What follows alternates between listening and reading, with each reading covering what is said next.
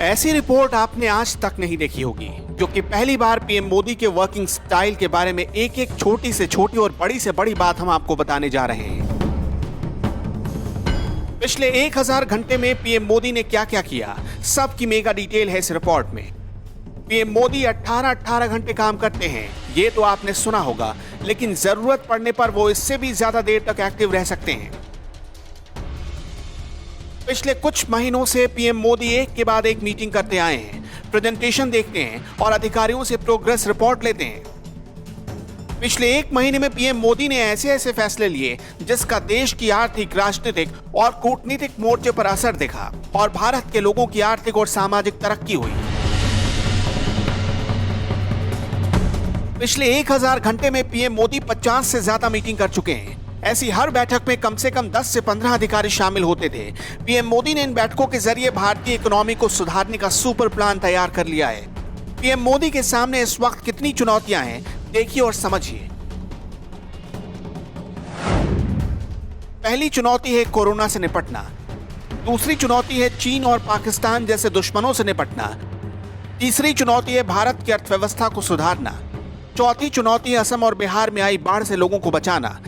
पांचवी चुनौती है सियासी विरोधियों के हमले का जवाब देना। एक साथ पीएम मोदी 5 मोर्चे पर लड़ रहे हैं और काम कर रहे हैं। पीएम मोदी के वर्किंग स्टाइल को अच्छे से और समझना है तो थोड़ा पीछे चलिए। जब 3 जुलाई को सुबह 8 बजे पीएम मोदी लद्दाख में फॉरवर्ड बेस पहुंच गए और रात के 9 बजे दिल्ली में अधिकारियों के साथ मीटिंग करते नजर आए। पिछले 1000 घंटों में 50 मीटिंग के दौरान पीएम ने कोरोना से निपटने की तैयारी पर अधिकारियों से रिपोर्ट ली है।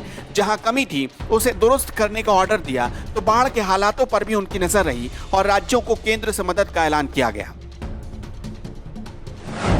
पीएम के सामने सबसे बड़ा टारगेट है 5 ट्रिलियन इकोनॉमी को छूना। इकोनॉमी बढ़ेगी तो रोजगार भी बढ़ेगा और रोजगार बढ़ेगा तो देश की तरक्की होगी। कोरोना काल से हुए नुकसान की भरपाई की पूरी तैयारी कर चुके हैं पीएम मोदी। पीएम मोदी ने नारा दिया है आपदा को अवसर में बदलने का। दुनिया की बड़ी बड़ी एजेंसियों ने सभी मुल्कों की अर्थव्यवस्था नीचे जाने का अनुमान लगाया। कई एजेंसियों ने भारत की ग्रोथ को 5 से 6% नेगेटिव आंका। 50 बैठकों में कौन कौन से मुद्दे पर इसे ठीक करने के लिए पीएम मोदी ने चर्चा की है, अब उसे समझिए। देश में इंफ्रास्ट्रक्चर को सुधारने और उनके डेवलपमेंट पर पीएम मोदी का जोर रहा। सड़क, पावर सेक्टर, टेलीकॉम सेक्टर और रियल एस्टेट सेक्टर में सुधारने पर जोर रहा। देश में टैक्स सिस्टम में भी सुधार लाने पर पीएम मोदी ने चर्चा की। स्वास्थ्य सेवाओं को और बेहतर बनाने पर भी पीएम मोदी की बातचीत हुई है। बंदरगाहों पर जमीन के इस्तेमाल पर पीएम मोदी का फोकस रहा। पीएम ने अधिकारियों को टेक्नोलॉजी को पब्लिक फ्रेंडली बनाने को कहा है। पीएम मोदी ने ऑनलाइन लर्निंग पर भी जोर दिया। कोरोना काल में पीएम की स्ट्रेटजी और पॉलिसी का ही नतीजा रहा कि चीन और अमेरिका जैसे बड़े बड़े देशों से जहां निवेश घटा, वहीं दुनिया में भारत में निवेश बढ़ता रहा। गूगल ने भारत में $10 अरब का इन्वेस्टमेंट किया है। फेसबुक ने $5.7 अरब का इन्वेस्टमेंट करने की तैयारी कर दी है। दुनिया की सबसे बड़ी कंपनी वॉलमार्ट ने $1.2 अरब का निवेश किया है। आईफोन बनाने वाली कंपनी फॉक्सकॉन ने $1 अरब का निवेश किया है। किया मोटर्स, हुंडई, थॉमसन, सैमसंग और क्वालकॉम के साथ साथ हिटाची और वीवर्क ने भी भारत में इन्वेस्ट किया है। अप्रैल से अभी तक $20 बिलियन का भारत में निवेश आ चुका है। यानी जब पूरी दुनिया कोरोना काल में लॉकडाउन में थी तो भारत में दनादन निवेश आ रहा था और यह पीएम मोदी की एक्सक्लूसिव पॉलिसी का ही नतीजा था।